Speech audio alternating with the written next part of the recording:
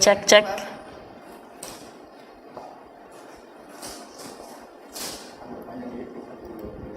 Satu, dua, tiga, empat. Halo. Halo. Gimana? Yang potong ya. Ya. Apa boleh coba cek sound Pak di Tes. mikrofonnya? Tes. Yang penting sampai ya. Santai aja lah bang. Oh jadi kaku gini bang juga jadi. Biasa juga ngobrol kan bang. Siap. Udah. Ini karena mic-nya kayak dibikin serius nih bang. Udah kayak di Deddy Corbuzier nih. Kulit. Oh, ya. Nah.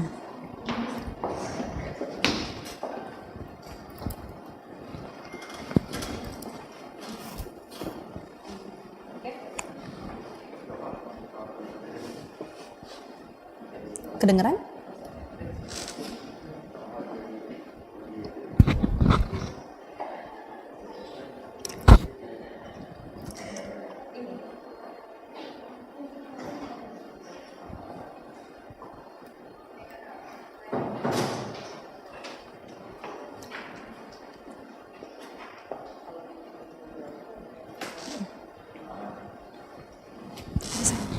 Ini chargernya saya. Atau nggak yang itu aja, yang satu lagi aja. Yang satu lagi yang di Alia. Nanti Nes, Ya.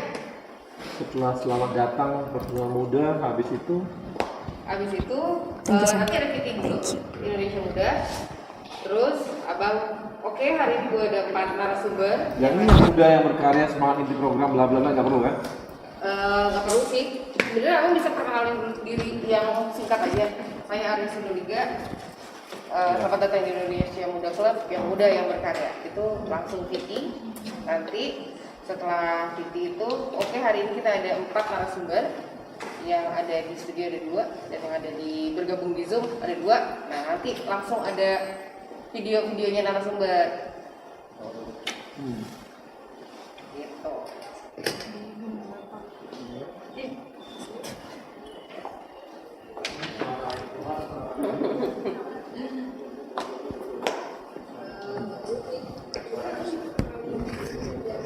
Poni enggak.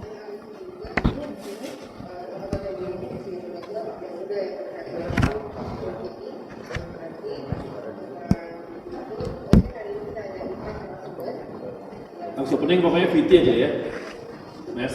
Kenapa? Harus opening VT ya. Yes, iya toh. Habis opening. Harus VT. Iya. Harus VT. Habis VT nanti Bapak perkenalin 4 narasumber, nanti ada video narasumber. Siap.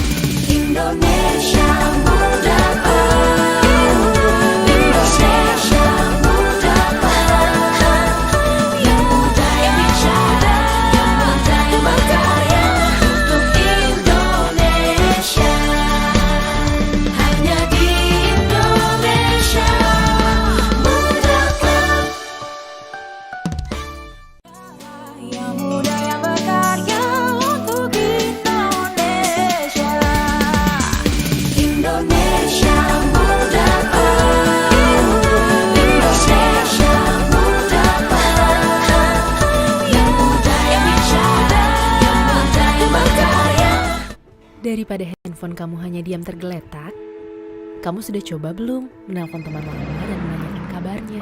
Halo Jaya. Lagi pusing soal toko. Pernah nggak bantu posting dagangan baru teman kamu? Pernah coba belanja untuk mereka yang penting buat kamu? Semoga Hari Merdeka di tahun yang sulit ini bukan hanya jadi slogan semata, tapi jadi titik pengingat untuk saling membantu apa yang kita bisa untuk sesama. Kami akan selalu ada bersama kamu dan handphonemu. Sedikit di sini, sedikit di sana, sebagai satu bangsa, satu Indonesia. Pagi, masker.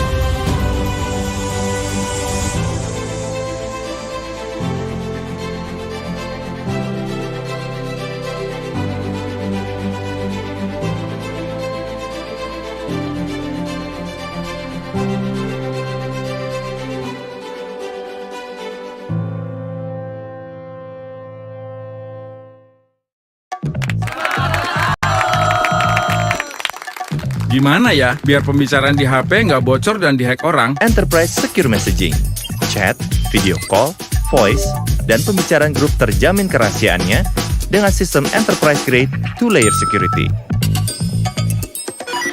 Komandan, masuk. Lapor. Tolong diulangi, kurang jelas suaranya. Arus lalu lintas si pelancar pakai digital? Apa mungkin? Dengan touch to talk, walkie-talkie berbasis aplikasi untuk komunikasi antar tim lapangan tanpa batasan jarak.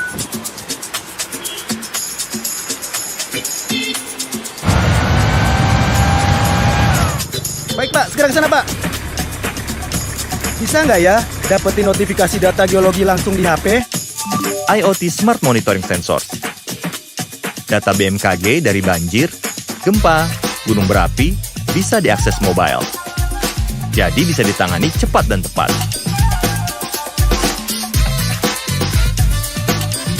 Saatnya melesat dengan digital bersama Telkomsel My Business.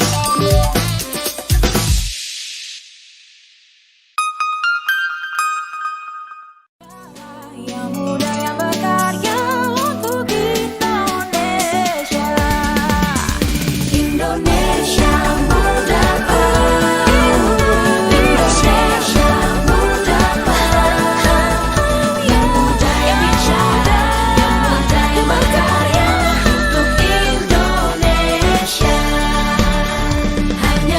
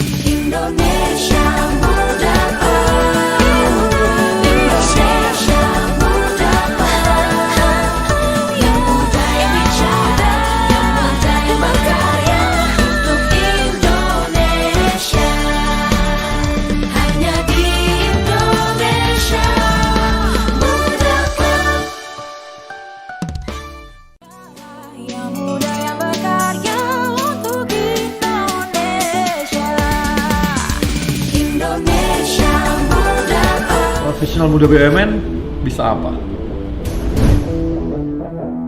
Aku siap untuk berinovasi. Aku bisa melawan arus untuk kebaikan bangsa. Aku bisa membuat perubahan. Aku bisa bekerja dengan jujur dan independen. Aku bisa memajukan bangsa dengan kreativitas. Kini saatnya profesional muda BUMN dan Indonesia mempunyai wadah untuk mengasah dan bertukar pikiran agar lebih kreatif, inovatif.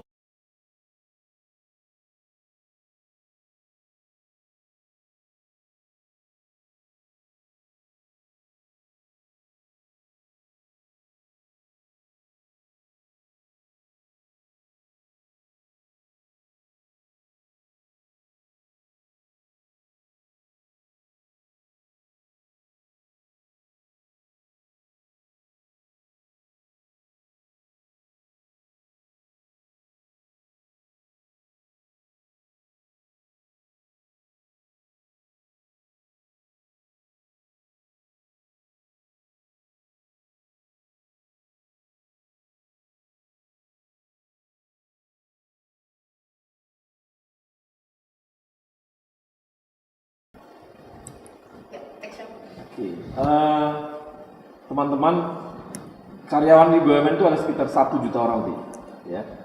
Dan tidak kurang ada 60% adalah teman-teman dari kaum milenial.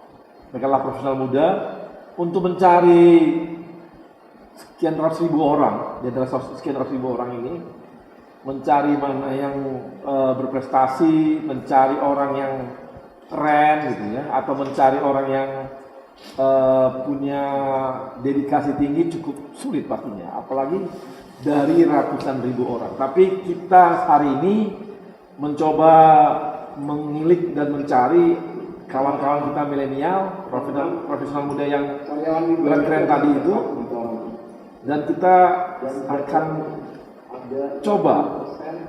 akan coba apa sih yang mereka kerjakan, apa karya mereka di BUMN sekarang ini. Dan saat ini saya ditemani oleh 4 narasumber. Yang pertama ada Antonius Alexander Tigor. Antonius ini dia ada dari Master of Law di Queen Mary University di London. Kemudian juga Professional Certificate from Stanford University. Kemudian co-founder Nusantara Innovation Forum. Dan dia sekarang juga di In-House Lawyer of the Year in the Asian Legal dari Thomson Reuters. Nah, kemudian juga ada lagi yang lain, teman saya temannya juga, dan hadir di studio ada Amanda Juliaisa. Bang. Amanda ini adalah Wakil Bendara Umum Ikatan Alumni Program Habibie. Dia adalah juara pertama humanitarian project contest Institute of Electrical and Electronics Engineers. Dia kerja di Telkom Indonesia. Kemudian, nah ini lagi nih, ada yang ketiga, Geta Adinda Kusumantias. Sorry bang. Geta kerja di Jasa Marga. Betul. Dialah CEO di Walmart Indonesia dan kuliahnya cukup sukses dengan predikat summa cum laude dari Master of Science Columbia University. Waduh, keren banget. Dan terakhir ada di online juga ada Yoga Pratama. Yoga adalah Indonesian Youth Ambassador, kemudian presentator Indonesian Renewable Energy Outlook di forum di IEA Forum Paris. Tapi kita akan kasih dulu profil mereka di acara kita ini. Silakan.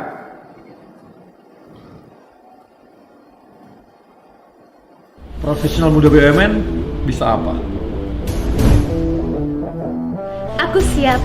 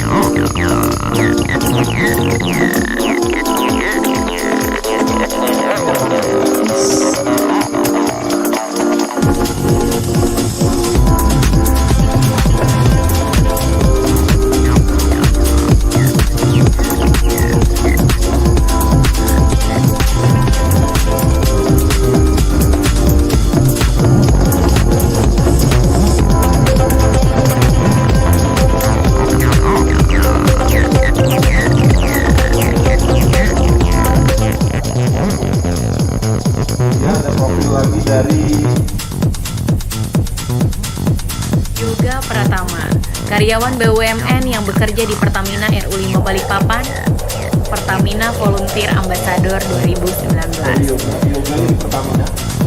Pria kelahiran 6 Agustus 1995 ini telah menjadi sukarelawan dalam kegiatan lingkungan dan pengembangan pemuda sejak tahun 2013. Yoga memiliki minat yang sangat besar dalam pengembangan pemuda yang membuatnya mendirikan Yayasan Pratama Foundation. Beberapa program berdampak yang telah ia lakukan seperti mendirikan forum komunikasi bijak energi, campaigner berbagi terang, juga Borneo Youth Changemakers. Ketua EH Balikpapan 2017 ini aktif menjadi narasumber dalam event lokal hingga nasional. Ia pun terpilih menjadi delegasi Indonesia dalam International Energy Agency Forum Paris, Prancis 2018.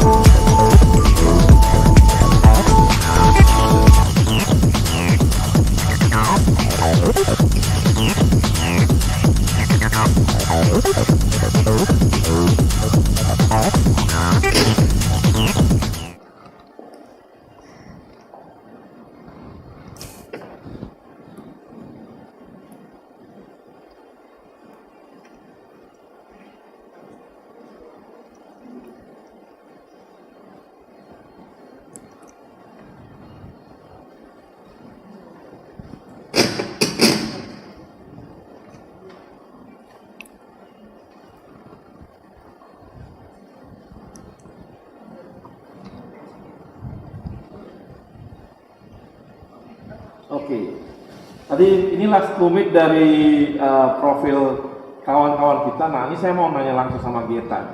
Geta, ini Anda dikuliahkan oleh perusahaan atau memang kuliah sendiri? LPDP, Bang. Oh, LPDP? Iya. Oh, dari LPDP? Iya, betul.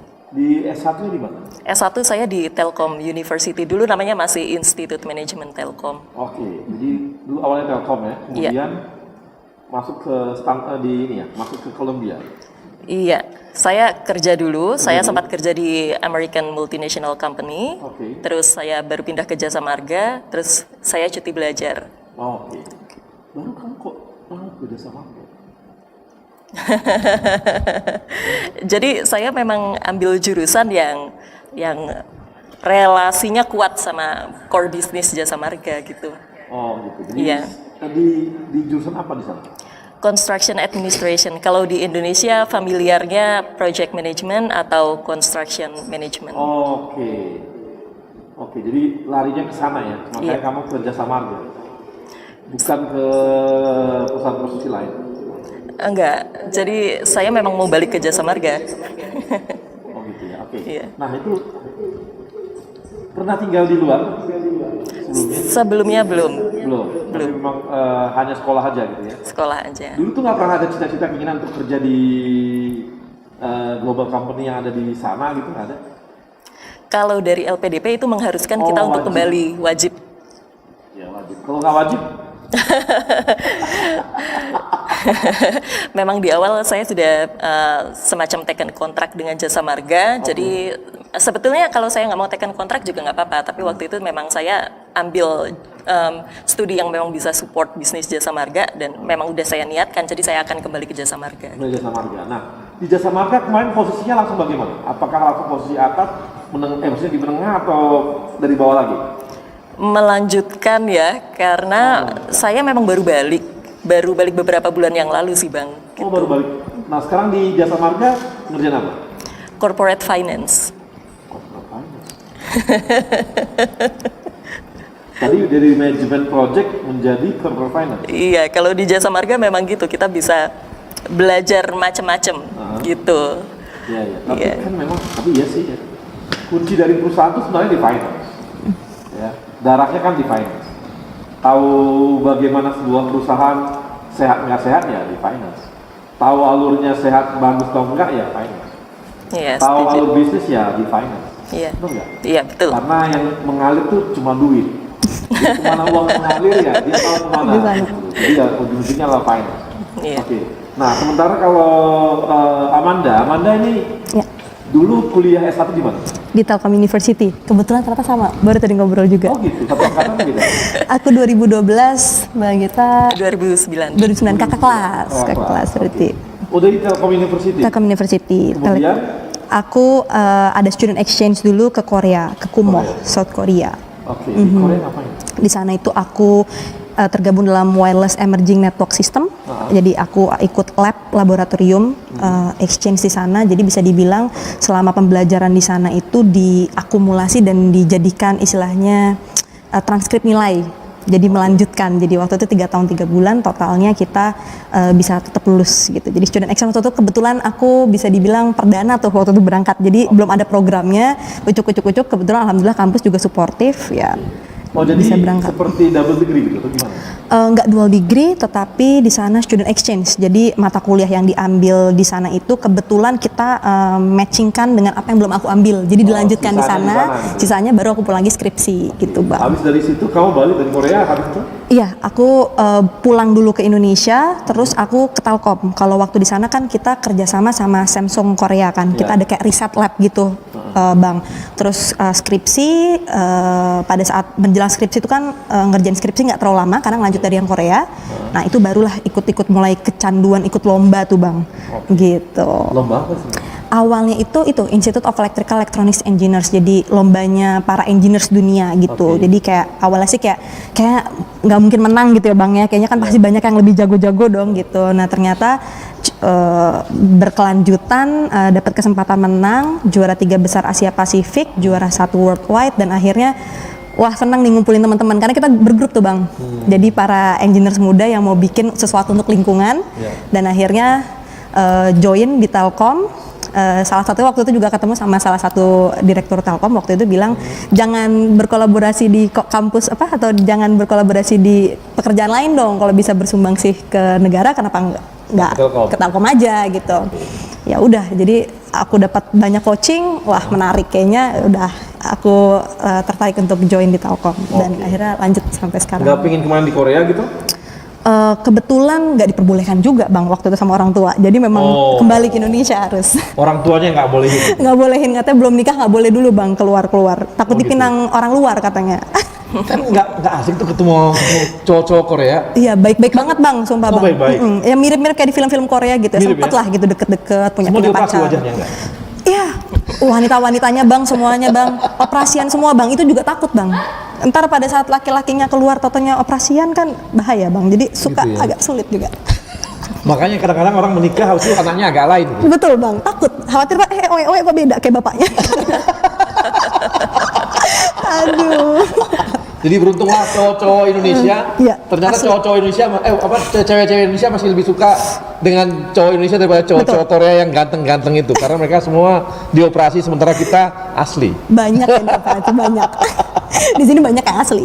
Oh, sini yang asli ya? Di sana enggak ya? Di sana banyak juga yang tidak asli gitu, Bang. Ya? Bahaya nanti kalau jangan-jangan setiap ulang tahun ganti wajah deh. Harusnya takut ya, Bang. Setiap 17 tahun kalau teman sekamar aku tuh yang wanita itu hadiah baru. Jadi hidungnya baru. Wah, aduh asik banget ya, telinga baru, hidung baru, hidungnya, gitu. Bang. Bibir baru, mata baru gitu. Kebetulan teman wanitaku tapi yang gitu ya? Teman asrama kan kita sama satu dorm sama wanita. Makin cantik dulu tiap tahun. Cantik banget. Tiap tahun, makin tiap tahun cantik, tiap tahun cantik. Gitu. Minder, Bang. Aduh. Minder berat. Untungnya nanti usia 40 dia meleleh. Perawatannya kenceng. Oke, kemudian ada yoga. Bisa yoga? Yoga? Ada yoga? Halo. Saya mau ngomong sama yoga, ada yoga?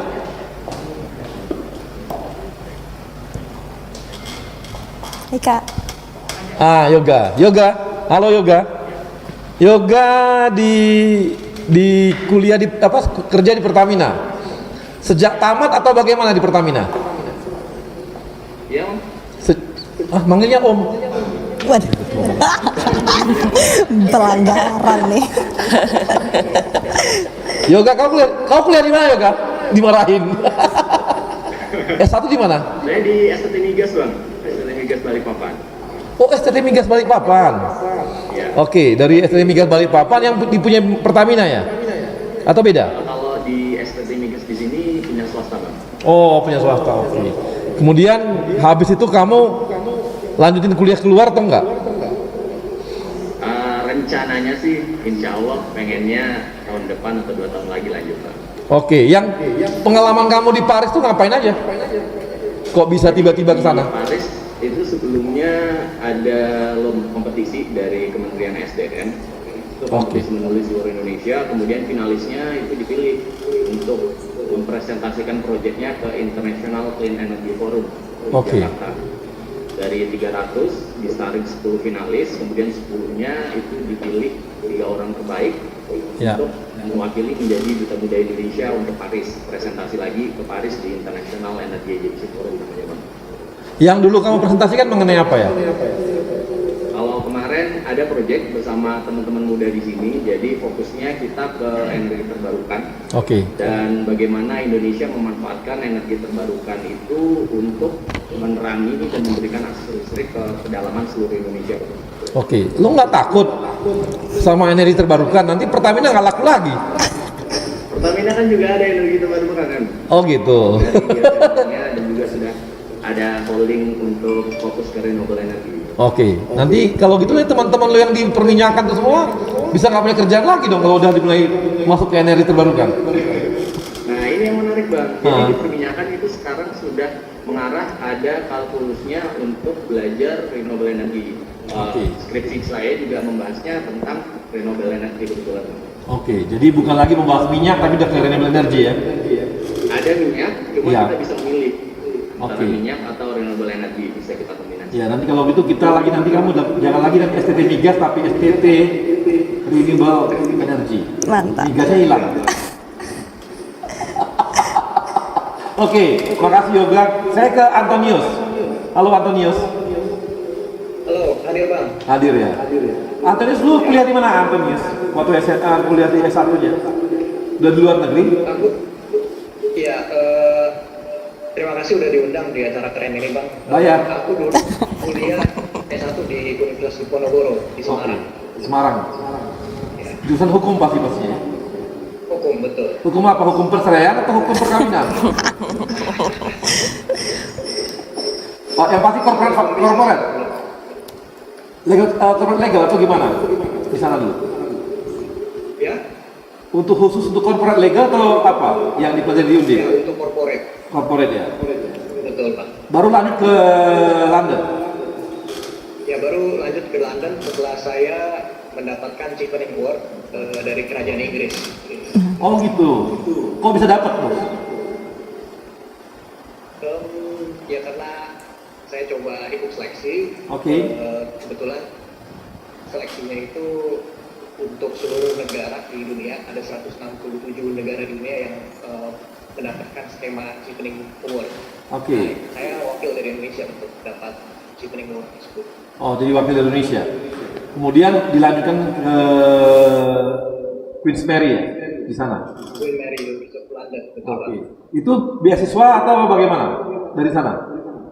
Iya, beasiswa full dari kerajaan Inggris, Pak. Itu pendidikan dan juga biaya hidup. Sampai biaya hidup. Bawa istri? Ya. Bawa istri? Bawa istri juga?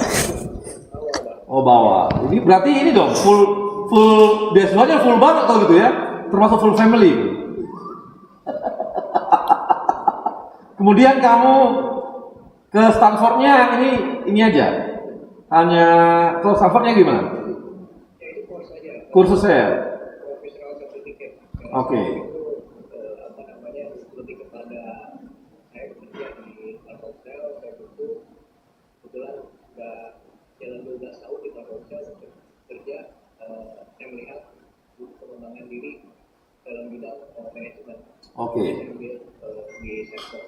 Oke, kamu kenapa nggak kerja di Inggris aja dulu? Ngapain harus ke Telkomsel? Oh, jatuh cinta duluan. Jatuh cinta sama cewek Telkomsel atau jatuh cinta sama Telkomselnya? Oh, sama Telkomselnya. Oke, makasih Antonius. Kita kawan-kawan tadi demikian tadi sekilas apa yang telah mereka kerjakan, apa prestasi mereka. Nanti kita akan bahas lebih jauh dan lebih mengulik lagi apa saja yang telah mereka lakukan di masing-masing BUMN-nya, atau di perusahaannya, dan apa sih yang mereka karya-karya mereka yang ada di masing-masing BUMN-nya. Dan kita akan bahas setelah yang satu ini.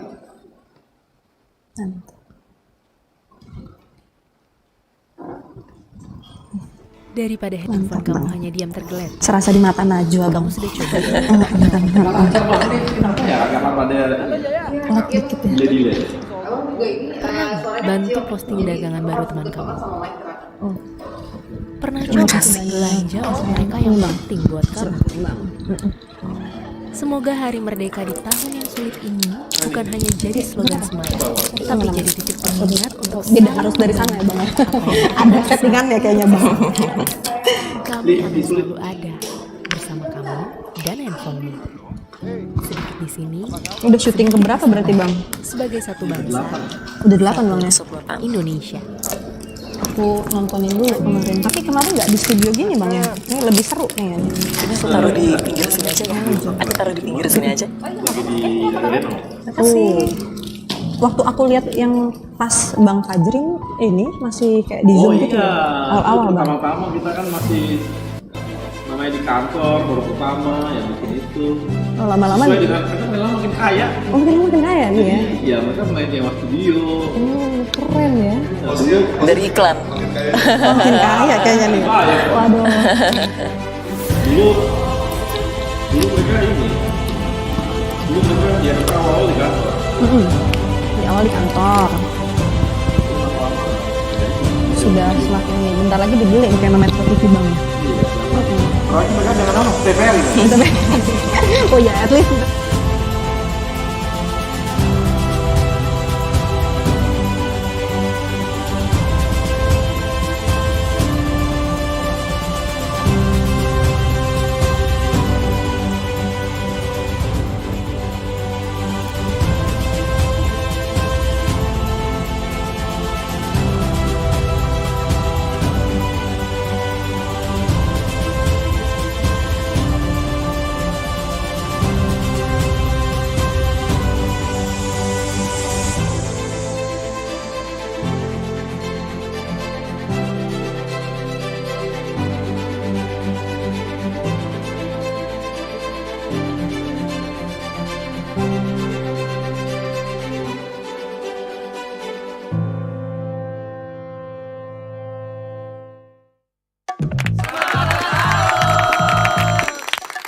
Gimana ya biar pembicaraan di HP nggak bocor dan dihack orang? Enterprise Secure Messaging, chat, video call, voice, dan pembicaraan grup terjamin kerahasiaannya dengan sistem enterprise grade 2-layer security.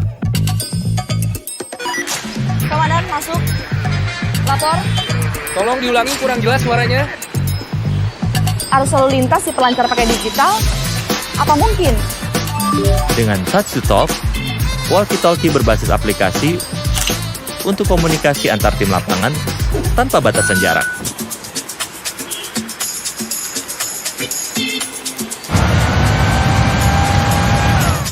Baik Pak, segera ke sana Pak. Bisa nggak ya dapetin notifikasi data geologi langsung di HP? IoT Smart Monitoring Sensor. Data BMKG dari banjir, gempa, gunung berapi bisa diakses mobile. Jadi bisa ditangani cepat dan tepat.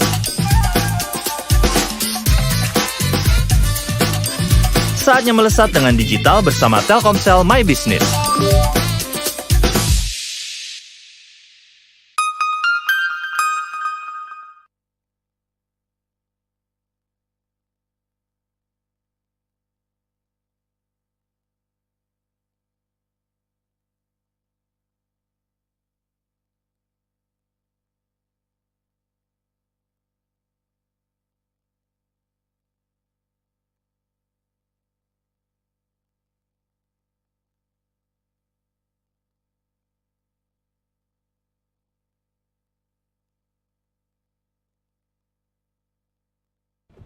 Daripada handphone kamu hanya diam tergeletak, kamu sudah coba belum menelpon teman lama dan menanyakan kabarnya? Halo Jaya. Lagi pusing soal toko. Pernah nggak bantu posting dagangan baru teman kamu? Pernah coba belanja untuk mereka yang penting buat kamu? Semoga Hari Merdeka di tahun yang sulit ini bukan hanya jadi slogan semata, tapi jadi titik pengingat untuk saling membantu apa yang kita bisa untuk sesama. Kami akan selalu ada bersama kamu dan handphonemu. Sedikit di sini, sedikit di sana, sebagai satu bangsa, satu Indonesia. Pagi, masker.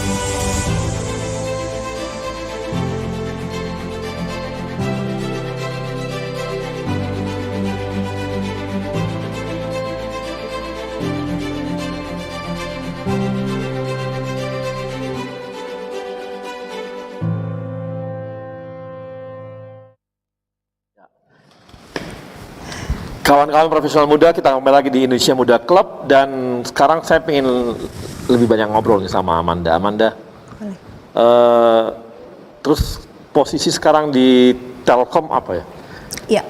Yang dikerjakan apa, bidang apa gitu? Bidang apa? Oke, aku tuh sekarang Product Lifecycle Management. Jadi di sana tuh di Direktorat Wholesale International Network Service. Jadi tepatnya di Traffic Product Solution.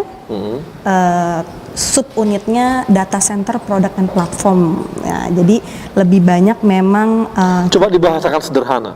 Betul, siap Bang. Jadi sekiranya nih Bang ya, jadi beruntung banget nih ceritanya dapat belajar terkait data center dan produk turunannya, dan juga pengembangan saat ini enhancement untuk data center. Saat ini kan lagi marak-maraknya tentang OTT Bang. Nah itulah istilahnya bagaimana kita membangun Global Digital Hub, membangun digital ekosistemnya Telkom, salah satunya itu melalui utamanya dari data centernya. Jadi kita bangun data center di seluruh Indonesia. Kebijakannya seperti apa, lalu kolaborasi dengan para OTT seperti apa, begitu. Marketnya kira-kira approach-nya seperti apa. Oh gitu. Kalau gitu Netflix itu urusan kamu nggak? Betul. Salah satunya bikin kajiannya, Bang. Bikin kajiannya. Jadi waktu itu memang dapat kesempatan dari Pak Dian Rahmawan, direktur kami, begitu.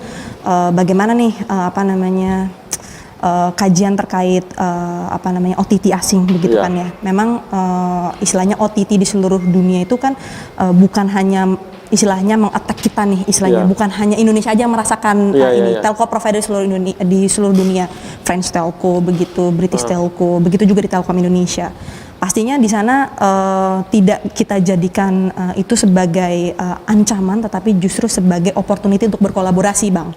Nah, gimana caranya ketemu bisnis yang bisa collab antar OTT dan juga dengan Telkom Indonesia? Nah, itu salah satunya kita approach begitu. Baru aja kemarin kita groundbreaking, Bang, hyperscale data center 9 Juli kemarin di Cikarang. Ya, itu Bang. Nah, itu salah satunya tempat bagaimana kita bisa memberikan yang terbaik untuk negara untuk mempersiapkan infrastrukturnya, Bang. Nyimpannya di mana? Nyimpan apa nih, Bang? Data. Data centernya di mana? Data centernya di Cikarang dan juga 14 lokasi. Kenapa nggak bikin di Kalimantan? Di Kalimantan ya Pak, apalagi katanya mau ibu kota baru ya Bang ya? Ya kan jauh dari gempa. Betul. Jadi untuk lokasi itu ada 12 lokasi domestik, tetapi untuk yang apa namanya besarnya, untuk yang berskala besar, hyperscale-nya data centernya itu ada di Cikarang. Salah satunya di sana banyak tuh Bang pertimbangannya. Itu tadi gempa, lalu banjir. ada banjir, betul Bang. Itu jadi sudah di apa namanya diperhitungkan sedemikian rupa, memang tepatnya di sana. Dan kebetulan Bang, nah itu para OTT juga buat di sekitar situ juga Bang, karena duitnya itu unlimited Bang, makanya itu memang peranan Telkom Indonesia bersama dengan pemerintah, dengan Kemenkominfo, begitu kemarin kita dengan Kemenko Polhukam, itu juga banyak relasi melalui RMU, regulasi kita, RMU unit regulasi kita untuk approach bagaimana nih dari sisi regulasinya biar saling menguntungkan. Kalau ini jadi menarik, di Cina kan OTT itu sangat dibatasi ya? Iya, dia punya aplikasi sendiri ya, jadi dia nggak mau pakai ini sendiri. Misalnya dia nggak mau pakai Facebook misalnya, betul. Dia bikin sendiri, karena dia batasi banget tuh. Betul. Kemudian jangan-jangan Netflixnya pun dia punya sendiri, jangan-jangan. Iya, betul. Sosial medianya dia media sendiri. Iya. Chatnya dia punya berapa banyak itu? Weibo macam-macam. Betul. Baru seperti Google-nya juga dia bikin sendiri juga. Iya, betul. Untuk kalau seperti negara-negara bisa dibilang yang punya kanji atau punya tulisan berbeda, kalau di Jepang kanji, kalau misalnya di Korea hangul ya bahasanya. Jadi mungkin memang approach lokalnya tuh akan lebih berguna karena kan bahasanya beda tuh Bang ya. Jadi hurufnya juga beda. Hurufnya beda. Jadi dia senang kali Bang punya sendiri gitu ya. Kalau kita mungkin bahasanya masih sama dan kira-kira kita harus ganti huruf kalau pakai bahasa Sanskerta alfabetnya gitu beda ya. kalau gitu. Kita ganti alfabet versi Indonesia kalau gitu. Memang gitu. Tapi memang bagusnya Bang karena kita nih apa namanya pakai bahasa Indonesia, mungkin agak kita global exposure sekali. Tapi ya. asik banget kerja kamu tuh ya. Gimana? Sampai nganalisis datanya nggak? Iya betul, untuk approach data marketnya, jadi kita bikin analisis makronya nih Bang, analisis makro. Tahu dong kelakuan saya apa aja. Waduh, nggak sampai ke sana kok Bang, nggak sampai, tapi bisa jadi ke sana Bang, karena kalau Facebook kan begitu, yang lain-lain begitu. Iya. Lihat dari behaviornya Bang. Iya, behaviornya kita tahu. Lihat iklan apa. Dia suka searching apa gitu, masuk kemana betul, gitu ya. Betul. Untung saya nggak pernah lihat yang ini. Nggak aneh-aneh ya Bang. Yang aneh-aneh. Jadi bersih. Gitu. Paling ya lihat ya itulah.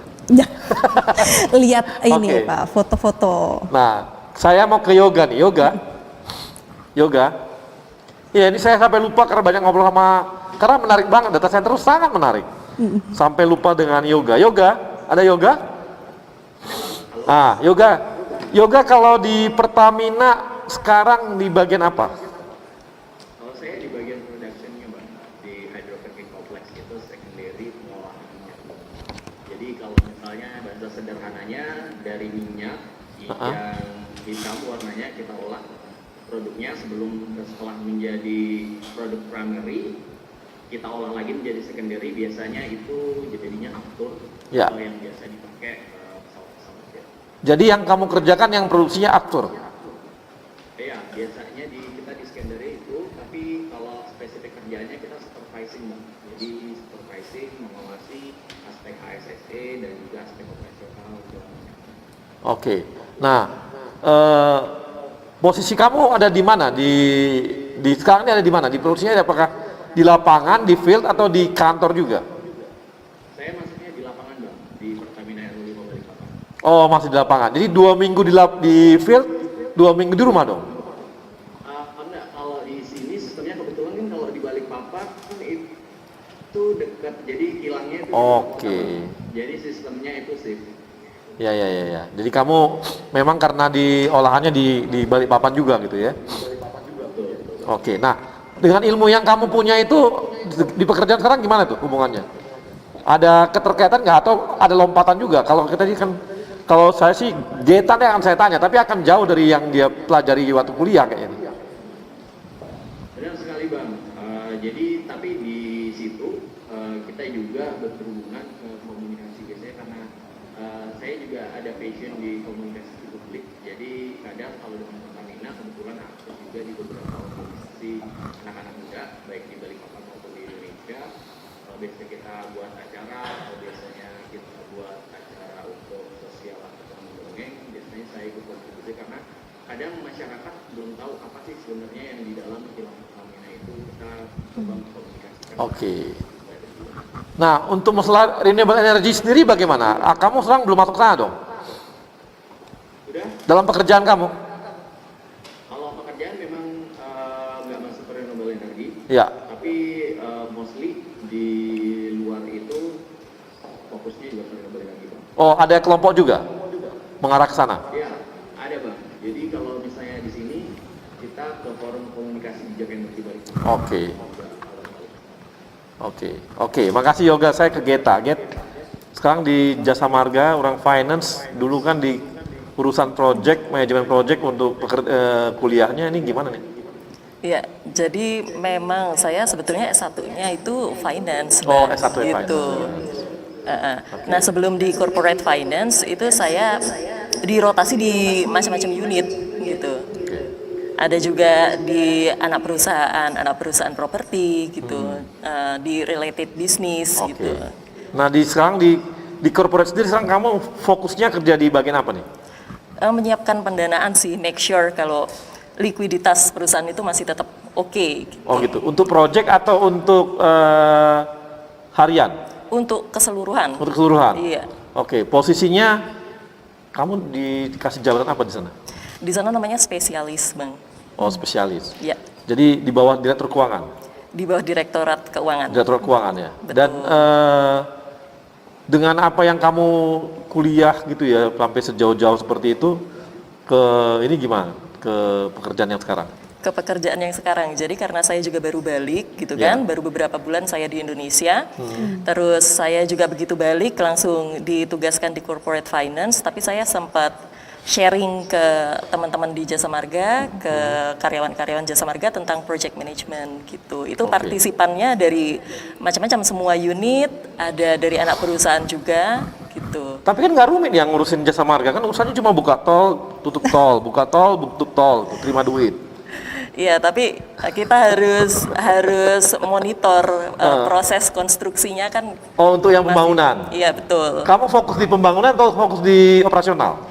Sekarang di corporate finance, Bang. Corporate finance itu, ya itu tadi yang make Semua? sure likuiditas Nggak, untuk semua. ya, tapi maksud saya apakah dia fokusnya untuk corporate finance di urusan project, Jasa Marga, atau urusan operasional harian?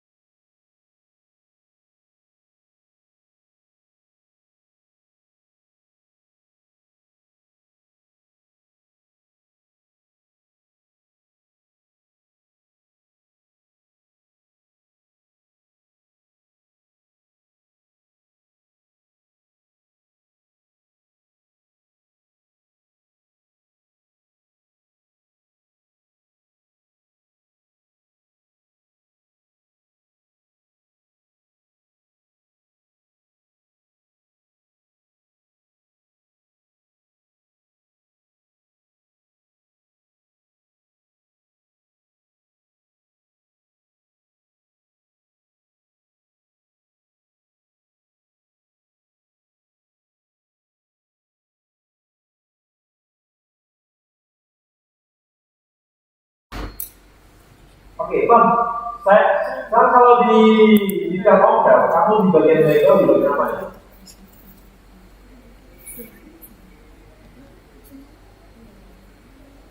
Nah, kerjaannya apa aja nih?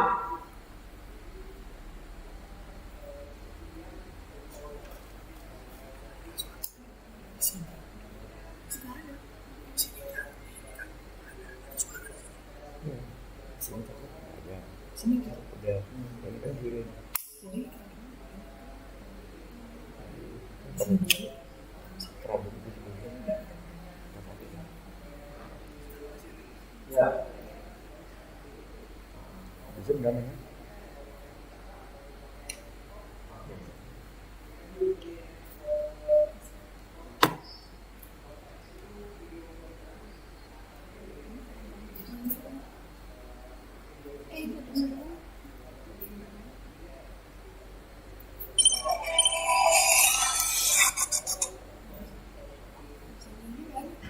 Oke, nah itu ke arah korban legalnya urusannya gimana ya? Apakah urusan teknologinya apakah dijaga atau urusan ke konsumennya atau apa ya?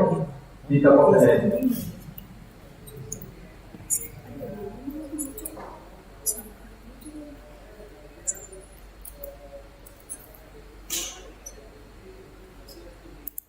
Ya.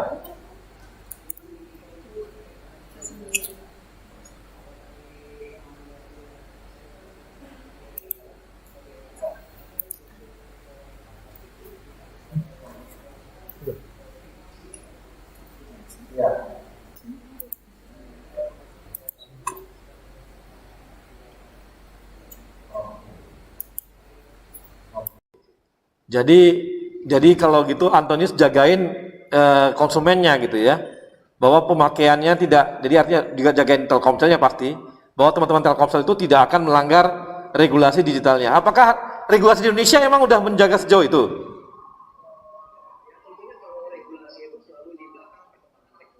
Ya.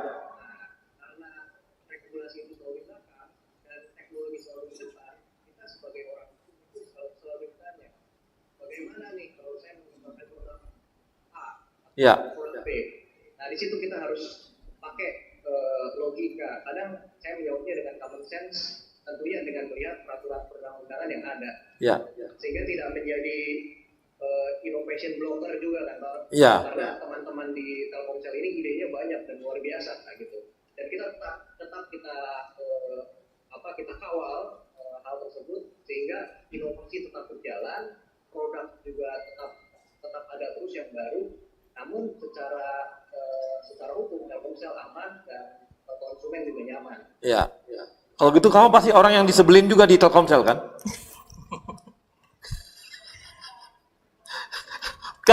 Karena pasti yang namanya inovasi kan pengennya kemana-mana. Dan kamu pasti selalu bilang, sorry bos, jangan sejauh itu. Bos, jangan sejauh itu bos.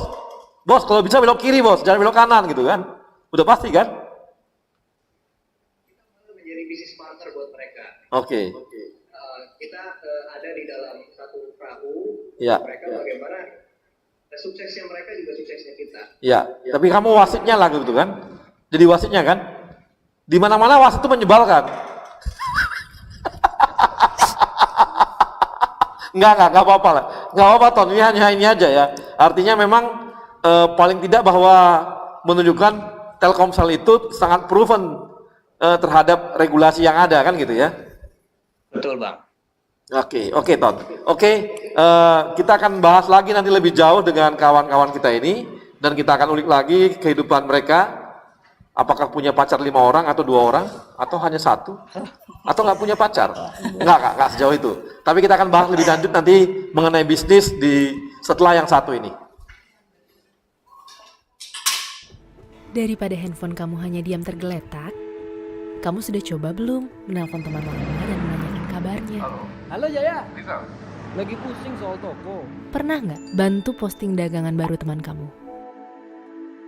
Pernah coba belanja untuk mereka yang penting buat kamu? Semoga Hari Merdeka di tahun yang sulit ini bukan hanya jadi slogan semata, tapi jadi titik pengingat untuk saling membantu apa yang kita bisa untuk sesama. Kami akan selalu ada bersama kamu dan handphonemu. Sedikit di sini, sedikit di sana, sebagai satu bangsa, satu Indonesia. Pagi, masker.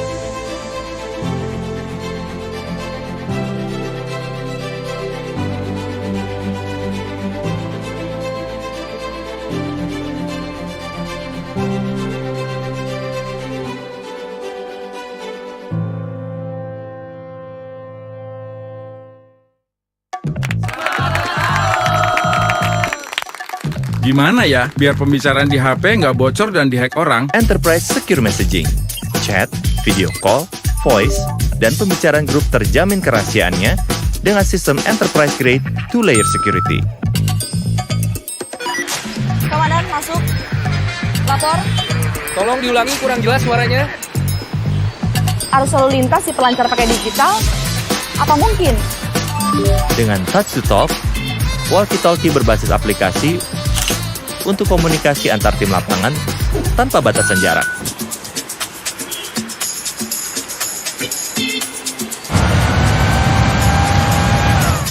Baik Pak, segera ke sana Pak. Bisa nggak ya dapetin notifikasi data geologi langsung di HP? IoT Smart Monitoring Sensor. Data BMKG dari banjir, gempa, gunung berapi bisa diakses mobile. Jadi bisa ditangani cepat dan tepat. Saatnya melesat dengan digital bersama Telkomsel My Business.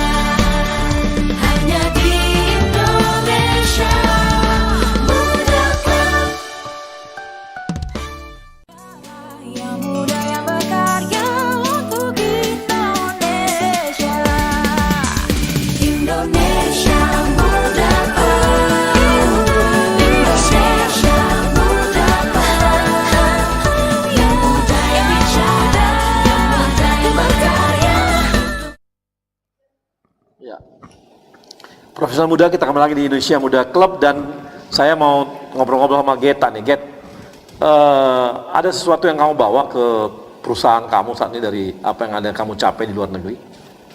Kalau sejauh ini karena saya baru balik ya, tadi yang saya cerita saya baru sharing aja nih, sharing ke teman-teman tentang project management gitu kan, perbandingan project management di negara maju, terus apa yang bisa kita adopsi di Indonesia, apa yang bisa kita improve di sini gitu. Sama ya kalau saya sih sebenarnya my journey starts from such a simple wish sebenarnya Pak. Saya itu ke Amerika karena memang memang dari saya pingin sekolah ke luar negeri, tapi di satu sisi saya juga mikir saya seorang ibu, saya punya anak, gitu udah kan? punya anak? Udah punya anak. Udah banget, wajahnya masih muda banget. Iya. Udah punya anak berapa? Satu. Iya. Dari? Kenapa? Ya, nggak apa-apa. Dari satu suami. Ya, jadi saya seorang ibu, saya seorang istri, saya seorang kakak, adik, saudara, teman dari banyak orang gitu. Jadi saya keinginannya sekolah di Amerika itu sebetulnya pingin membukakan gerbang untuk mereka gitu. Saya pingin orang-orang di sekitar saya itu termotivasi, terinspirasi, terus mendapatkan informasi yang penting gitu. Nah, di Jasa Marga sendiri kamu dikasih ruang nggak sama manajemennya? Berani nggak dia jawab ya? Dengan apa yang kamu terima ilmu di luar, bawa ke ini, dikasih ruang nggak untuk sharing atau apa gitu? Iya, jadi sharing itu memang difasilitasi oleh Jasa Marga. Oke. Jadi ada webinar. Oh, dikasih ruang memang sama mereka ya? Iya. Manajemennya terbuka banget dong gitu ya? Iya, betul. Sangat terbuka untuk itu ya? Iya. Ya, mudah-mudahan. Sekarang usia berapa? Saya usia, saya lupa umur saya berapa ya? Gak dilarang ya nanya? 2 sekian. 2 sekian? 21. 20 sekian. Oh gitu? Iya. Oh, muda sekali. Ini Pak Erik lagi nyari-nyari direktur loh. Direksi muda perempuan. Wah. Berani tarung nggak? Di endorse. Oke, makasih. Gita, saya ke Antonius. Anton? Ya Bang. Nah, Ton, kalau di Telkomsel kamu dikasih ruang besar nggak oleh kawan-kawan di Telkomsel untuk apa yang kamu dapat di luar negeri itu bisa kamu terapkan di perusahaan gitu? Karena banyak sekali perusahaan-perusahaan tidak memanfaatkan semaksimal mungkin apa yang talenta yang dimiliki oleh kawan-kawan gitu. Ya, saya cukup bersyukur karena para senior leaders di Telkomsel itu mampu melihat talenta yang ada dari luar gitu ya, Pak. Nah, saya diakomodir apa yang passion saya.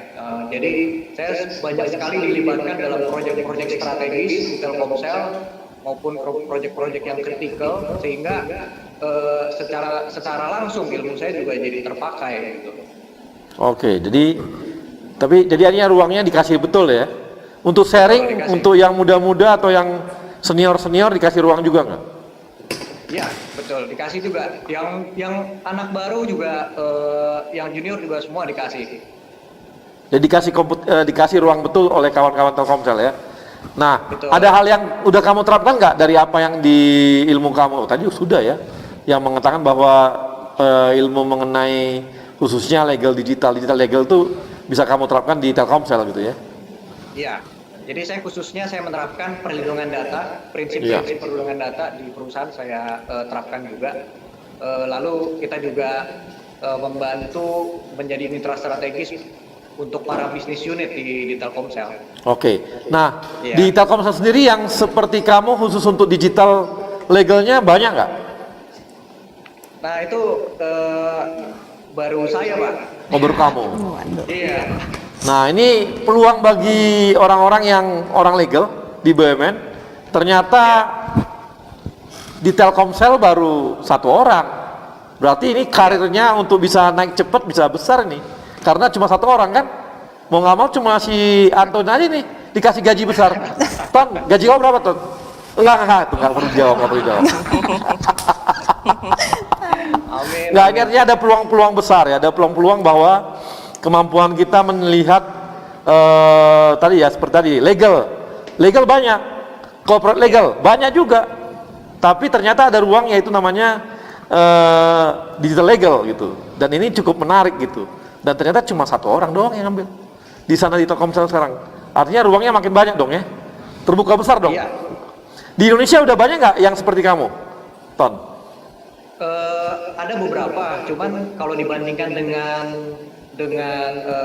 sektor lain seperti hukum kompetisi ataupun hukum tanah itu kan mereka lebih banyak. Jadi secara populasi itu masih sedikit sebetulnya. Secara populasi lebih sedikit ya. Jadi perlu banyak dilahirkan juga kalau gitu ya. Iya, apalagi sekarang kan everything is digital kan Bang. Ya, jadi betul. Harusnya kita ikut dalam konteks tersebut dan ikut serta dalam bidang hukum. Nah ini kawan-kawan ya, teman-teman di masing-masing BUMN, ini ada ruang besar. Karena apa? Karena hampir semua BUMN saat ini masuk ke digital. Masuk ke digital. Banyak banget masuk ke digital. Mungkin ada juga kebutuhan legal untuk digital juga akan makin banyak gitu ke depannya. Benar nggak, Ton? Pasti. Karena pada saat ini kan Jadi nggak hanya Telkomsel kan ruang-ruang itu jadinya gitu. betul, karena Ya. semua perusahaan semuanya going digital, dari perbankan, Ya. perusahaan properti dan Ya. juga perusahaan-perusahaan lain semuanya mereka pada going digital. Makanya kita mengalami namanya traffic explosion tadi. Oke. Semuanya menggunakan teknologi terkini untuk tetap relevan terhadap perkembangan zaman, sehingga tetap menjadi pemain global serta mengantisipasi juga kan persaingan bisnis sekarang. Kalau enggak masuk ke digital, mereka akan mati. Ini artinya apa? Perbankan sendiri pun yang begitu besar gitu ya, BUMN kita, Bank Mandiri mungkin, atau BRI atau BTN yang masuk digital, mau nggak mau memang butuh juga orang legal digital nih, digital legal yang memang, dan sangat jarang ada ruang besar nih bagi kawan-kawan BUMN yang sekarang ini kerja di legal, ambil S2-nya digital legal aja, seperti Anton. Tanya aja sama Anton, ada di mana aja bisa kuliah yang cepat sehingga bisa nambah ilmu dan memberi ruang besar pada kawan-kawan. Oke Ton, makasih. Yoga. Ya, Yoga. Nah, Yoga sekarang tadi kan ngomong di hulu ya. Di produksi Pertamina gitu ya. Dan memang tadi fokus ke renewable energy. Nah, ini untuk kamu mengimplementasikan ataupun memberi ruang atau juga hal-hal yang berhubungan dengan renewable energy di Pertamina, di luar dari komunitas ada nggak yang kamu perjuangkan supaya kamu bisa berperan di sana gitu? Ya, sebelumnya kalau di Pertamina, alhamdulillah ruang-ruang itu juga cukup terbuka lebar banget. Kami juga bekerja sama dengan beberapa teman di rekan-rekan di bidang communication and relation. Jadi communication and relation sering sekali melibatkan kami ke dalam kegiatan-kegiatan eksternal maupun internal. Dalam kegiatan eksternal itu kita juga mengedukasi nggak hanya rekan-rekan internal dalam Pertamina, anak-anak milenial Pertamina, tapi rekan-rekan muda di luar. Salah satunya beberapa waktu lalu juga ikut ke salah satu proyek BBM Satu Harga di Kalimantan Tengah. Kita juga mengedukasi anak-anak pedalaman mengenai tidak hanya Pertamina tapi juga renewable energy itu sendiri juga, Bang. Oke, ini saya mau informasikan juga mungkin ke Yoga juga ya. Kemarin baru disampaikan oleh Pak Erick Thohir, Pak Menteri kita, kalau sekarang namanya transformasi energi. Sekarang Pertamina itu diminta menghitung kapan kira-kira energi fosil itu akan habis. Harus diperkirakan kapan habis dan kapan proses-proses mulai renewable energy akan masuk. Kita akan punya 3 itu sekarang, nanti ketiga yang tahapannya. Ada yang namanya energi fosil, kemudian ada yang pakai EV battery, Pertamina juga masuk. Yang ketiga ada yang namanya masuk ke renewable energy. Apalagi kabarnya di mana, di Thailand itu saya lupa, kalau energi solar itu sekarang sudah harganya sangat murah, lebih murah daripada yang dijual oleh kawan-kawan PLN. Betul sekali, Bang. Benar nggak, Yoga? Bahkan pada saat saya ke Paris itu juga mengunjungi salah satu perusahaan, kalau di sana disebut BUMN-nya juga, namanya itu EDF atau bahasa Prancisnya Electricité de France. Itu salah satu perusahaan penghasil, mungkin sekarang tahun lalu dia 75% nuklir, tapi di 2025 dia akan meningkatkan fokusnya ke 50% renewable energy dan 50% nuklir. Artinya apa? Perusahaan-perusahaan di level dunia ini juga sudah melihat potensi renewable energy. Bahkan di Perancis pun itu sudah diterapkan ke mobil-mobil. Kalau misalnya di Indonesia ada Gojek atau GrabCar, di sana juga ada EV vehicle-nya yang bisa disewa langsung oleh masyarakat di Perancis dan khususnya di kota Paris. Karena di kota Paris juga salah satu dimulainya Paris Agreement atau perjanjian Paris yang berfokus untuk mengurangi emisi global dan perbanyak penggunaan renewable energy. Ya ini memang apalagi kan sekarang gini ya. Dulu kan orang pengen baterainya cepat diisi gitu ya. Jadi kecepatan energi baterai cepat. Tapi ternyata sekarang dengan nyewain baterai bisa 12 jam pun nggak apa-apa kan. Artinya bahannya nggak perlu sampai teknologi tinggi. Ini di Cina juga terjadi nih. Kabarnya begitu kan? Betul Bang, bahkan di Autolit pada saat kami site visit bersama teman-teman Kementerian SDM, mereka sudah mengembangkan kalau biasanya electric vehicle itu di charge 12 jam atau 6 jam, mereka sudah menyiapkan untuk di charge bersaing untuk tenaga fosil yaitu hanya 3 detik sampai 2 detik Bang, sudah Wow. di charge. Ya. Kamu nggak pengen pindah karena perusahaannya Pertamina yang ngurusin itu? Insya Allah Bang. Insya Allah. Tetap di Iya, BUMN, karena di Pertamina nanti itu Inalum juga akan joint venture dengan Pertamina. Buat itu. Kenapa Bang? Ada Inalum. Oh iya.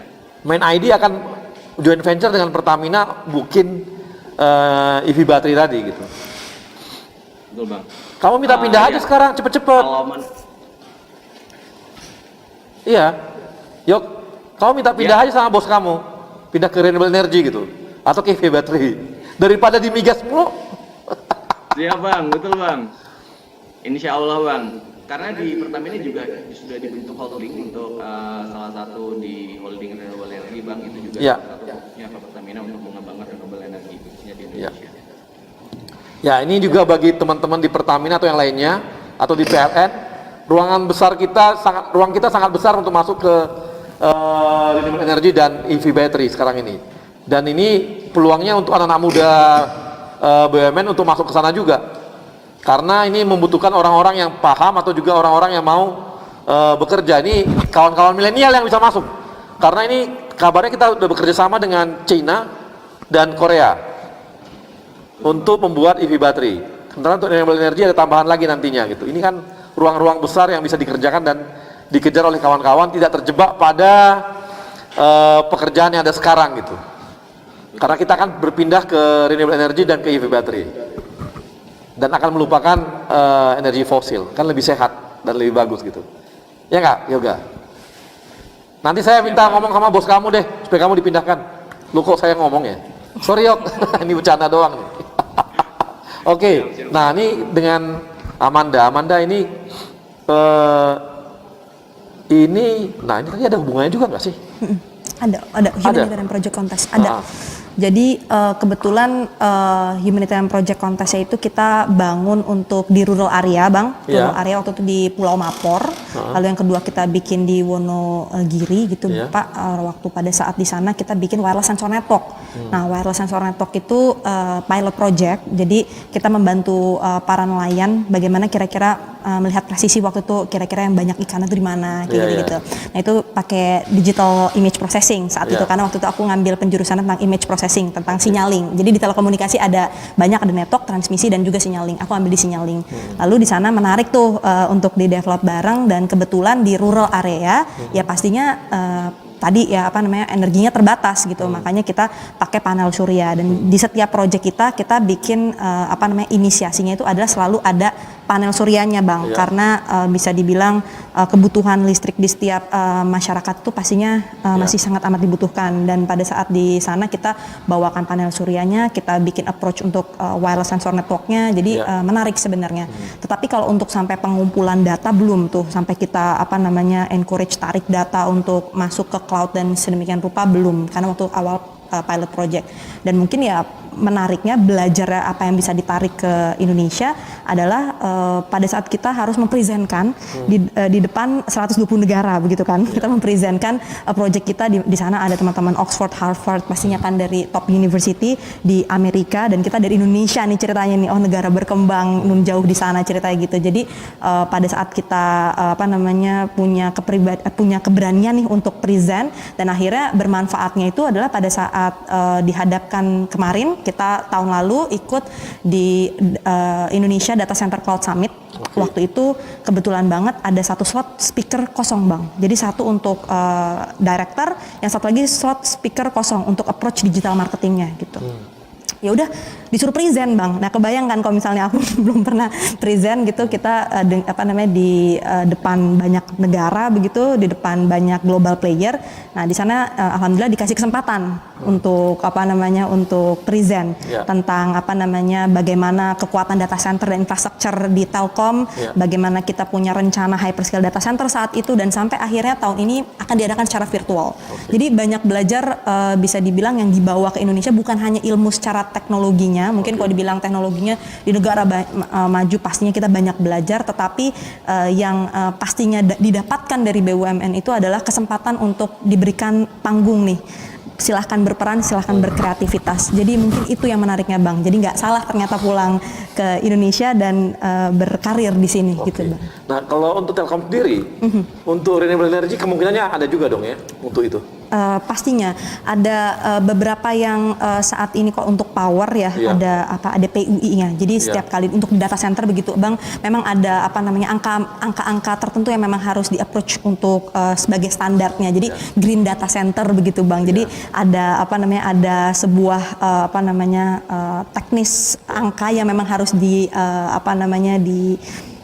dapatkan agar dapat sertifikat green data center, karena itu lagi menarik banget juga buat mereka. Oh saya nggak mau data centernya belum green energy nih gitu. Jadi ngarahnya kesana juga ya, green energy. Betul, tetap green energy dibutuhkan banget. Besar nggak power yang dibutuhkan untuk data center? Pasti untuk hyperscale data center pasti luar biasa besar, makanya tadi approach-nya kita ambilnya eco. Jadi untuk environment-nya harus evolve, lalu harus ramah lingkungan begitu. Jadi ada konsep eco yang memang konsep yang memang harus ditanamkan di data center itu. Jadi menjadi berbeda tetapi tetap nuansa Indonesia, tapi tetap ramah lingkungan begitu Bang. Oke, makasih Amanda. Ini adalah, coba deh dengerin dari tadi semua itu kawan-kawan kita ini cukup spesifik apa yang mereka punya, menarik betul apa yang mereka punya, dan memberikan inspirasi juga apa sih yang mau kita kerjakan ke depan gitu ya. Dan kawan-kawan ini cukup bisa memberikan inspirasi kita, dan nanti kita akan gali lebih jauh dengan kawan-kawan kita 4 orang ini, anak-anak milenial kita masih muda walaupun usia masih di bawah 30 tapi udah punya anak 1. Loh, apa hubungannya? Ada hubungannya ya? Ada hubungannya. Dan kita akan kembali setelah yang satu ini.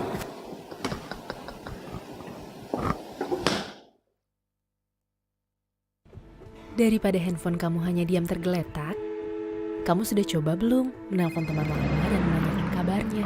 Halo Jaya, lagi pusing soal toko. Pernah nggak bantu posting dagangan baru teman kamu? Pernah coba belanja untuk mereka yang penting buat kamu? Semoga Hari Merdeka di tahun yang sulit ini bukan hanya jadi slogan semata, tapi jadi titik pengingat untuk saling membantu apa yang kita bisa untuk sesama. Kami akan selalu ada bersama kamu dan handphonemu. Sedikit di sini, sedikit di sana, sebagai satu bangsa, satu Indonesia. Pagi, masker.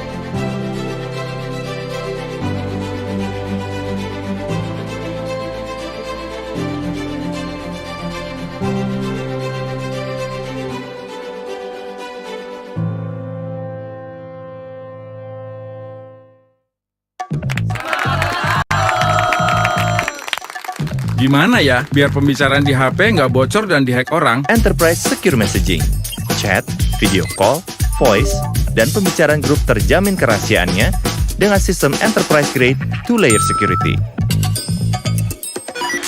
Komandan, masuk. Lapor. Tolong diulangi, kurang jelas suaranya.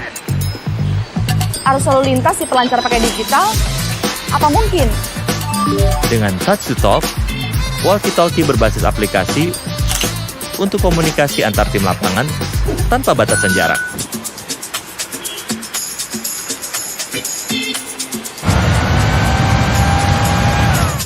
Baik Pak, segera ke sana Pak.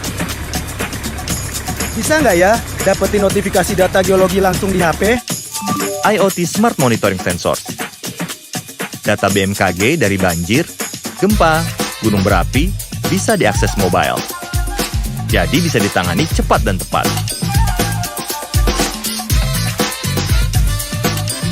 Saatnya melesat dengan digital bersama Telkomsel My Business.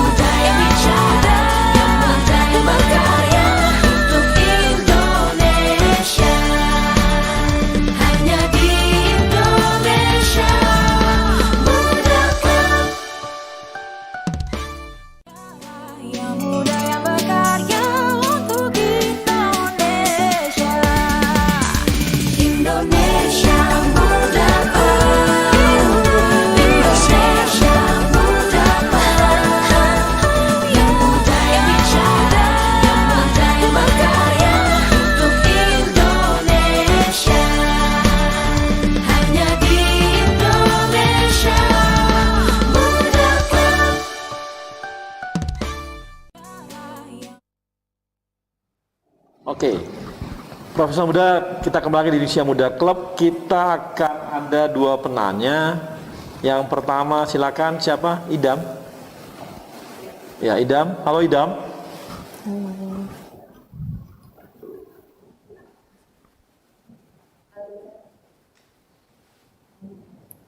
Alika, silakan Alika, ada Alika. Terima kasih udah diberikan kesempatan untuk bertanya. Izin perkenalkan saya Alika.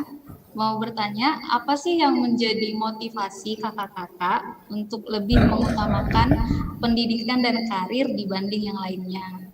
Dan kapan kakak-kakak itu mulai sadar kalau pendidikan itu dan karir emang benar-benar penting? Oke, sekarang saya udah ya. Nah, ini bisa langsung Geta. Kenapa mengutamakan pendidikan dan karir daripada yang lain-lain? Daripada yang lain-lain gitu ya. Ya itu tadi saya udah sempat bilang sih, sebetulnya saya pursue pendidikan sampai ke Amerika itu mulainya dari niat yang kecil gitu. Saya ingin membukakan gerbang untuk orang-orang di sekitar saya gitu. Karena saya mau kasih lihat ke mereka, if I can do it, so you can do it too gitu. I'm not coming from a fancy background. I don't have what people call as privilege. I didn't go to international schools at Indonesia gitu. Tapi saya bisa, Anda juga bisa gitu. Orang-orang di sekitar saya pasti bisa itu. Sebenarnya sesimpel itu niatnya. Itu ya? Oke, itu jadi lebih kepada memberikan motivasi kepada orang-orang sekitar gitu ya. Iya. Oke. Iya, itu. Kalau yoga. Iya, Bang. Halo Yoga. Halo, Bang. Yoga bisa jawab tuh pertanyaan Alika.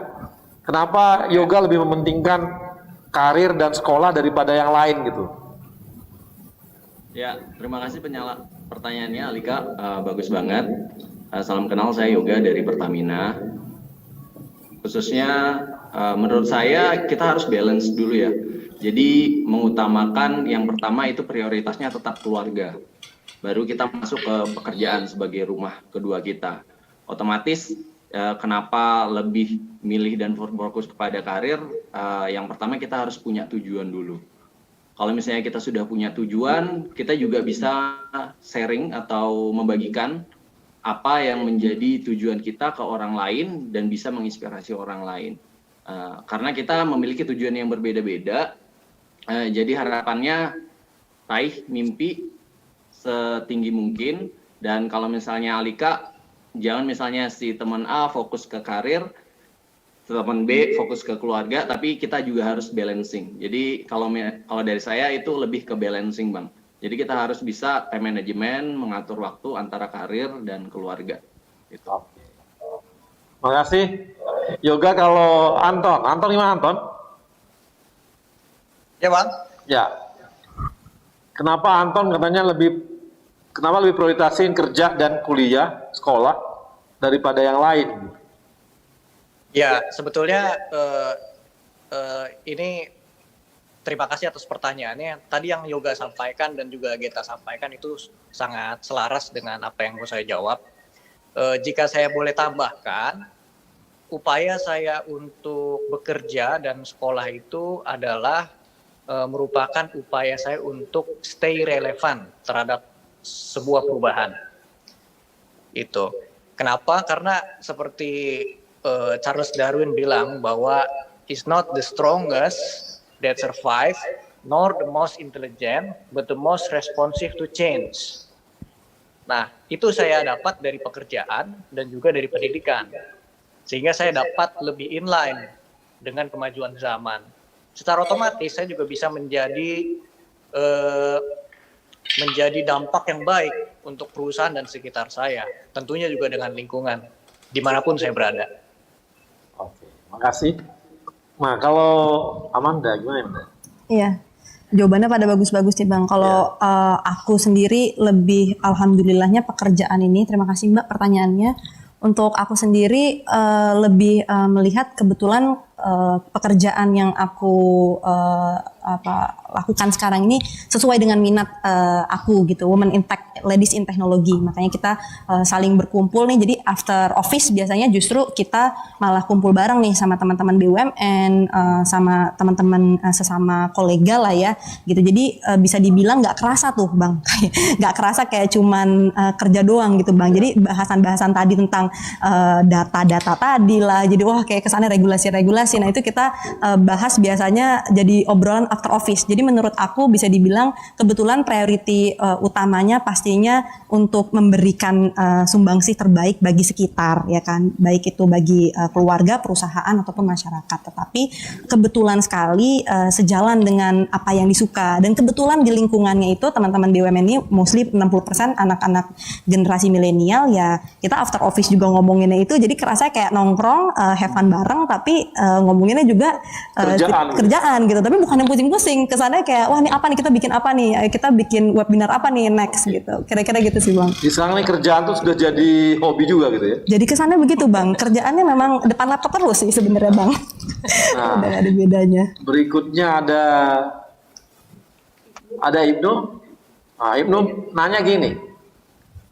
Bagaimana mendayagunakan anak muda di daerah tertinggal? Ini di BRI mana dia? Di pusat emang.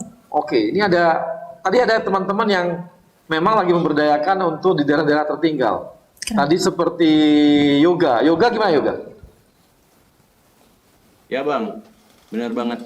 Siapa yang tadi yang nanya ya Bang? Tadi ada namanya Ibnu dari BRI. Kira-kira bagaimana memberdayakan anak muda yang tertinggal, di daerah tertinggal? Benar sekali Bang. Salah satu proyek yang kami lakukan dari tahun 2017 sampai 2020 sekarang itu adalah nama programnya Berbagi Terang yang diinisiasi sama salah satu NGO Rawekara Indonesia. Kebetulan pada saat itu kami bersama Pertamina itu jadi campaigner dan penanggung jawabnya Bang untuk memberikan akses listrik ke pedalaman. Tapi kita harus tahu dulu gimana kondisi anak-anak pedalaman. Karena kalau yang saya alami khususnya di pedalaman Kalimantan, suku Dayak Penan, mereka itu bahkan baca tulis saja itu belum bisa Bang. Artinya untuk memberdayakannya kita juga harus paham dulu bagaimana kondisi baik dari geografis, kondisi pendidikan di sana. Ketika kita sudah survei, kita sudah research atau riset, kita bisa mulai memecahkan masalah nih. Kalau misalnya di sana pada saat itu kita tidak hanya membagikan lampu, tapi juga ada namanya sekolah adat. Jadi kita memberikan pemahaman untuk mengenalkan dulu nih bahasa Indonesia dan bagaimana cara berhitung. Otomatis ketika mereka masuk ke dunia luar, misalnya paling luar ke kotanya, kalau misalnya di Kalimantan Utara itu kota Tarakan, mereka tidak gampang dibodohi atau paham mengenai cara berhitung dan cara membaca. Jadi mereka bisa mulai bersaing. Nah, ketika itu mulai kita level up lagi, kita tingkatkan lagi ke pendidikan selanjutnya. Jadi yang pertama untuk memberdayakannya kita bisa mulai lihat kondisi geografisnya dan bagaimana keadaan masyarakat sana, baru kita bisa mulai membuat program-program. Program-programnya kecil-kecil saja, mulai dari seperti sekolah adat maupun program-program pengetahuan sharing seminggu sekali yang relevan dengan pekerjaan mereka nantinya. Itu Bang. Oke. Terima kasih Yoga. Jadi teman-teman dari ini ya, kawan-kawan profesional muda, tadi udah bisa lihat bahwa dari tadi kita bicara dari awal sampai akhir, kita bisa lihat bahwa kawan-kawan kita ini ternyata pada umumnya adalah orang-orang yang bisa membalancing hidupnya gitu. Ada yang dia membalancing antara pekerjaan, pendidikan, keluarga, suami, ada anak dan sebagainya gitu ya. Ada juga yang membalancing antara bisa membangun pertemanan komunitasnya, malah menghubungkan dengan pekerjaannya, diskusi-diskusinya pun berhubungan dengan pekerjaan, tapi itu mereka anggap bukan lagi sebuah pekerjaan itu bukan lagi sebuah beban gitu, tapi sebuah hobi bagi mereka, dan itu udah bagian dari hidup mereka gitu. Kemudian ada lagi kawan-kawan kita di samping mereka juga bekerja di pekerjaannya, kemudian mereka juga balancing dengan keluarga, balancing dengan pertemanan, atau malah ada juga yang malah punya ruang-ruang besar untuk mengabdi di masyarakat lepas dari pekerjaan intinya gitu. Jadi ini banyak banget ya kita bisa dapatkan inspirasi-inspirasi dari kawan-kawan kita ini, dan yang hebat lagi mereka rata-rata adalah orang-orang yang spesifik dengan ilmunya gitu. Punya pengetahuan yang ke depan yang maju gitu ya. Tadi ada punya pengetahuan mengenai data center gitu ya, yang memang ke depan itu dibutuhkan betul gitu ya. Ada juga yang belajar mengenai legal pun ternyata berkembang juga, tidak terpatok pada yang lama dulu gitu ya. Ya legal, corporate legalnya adalah berhubungan dengan tanah, dengan ya perdata dan sebagainya gitu. Ini enggak gitu. Ada juga terus ke digital gitu.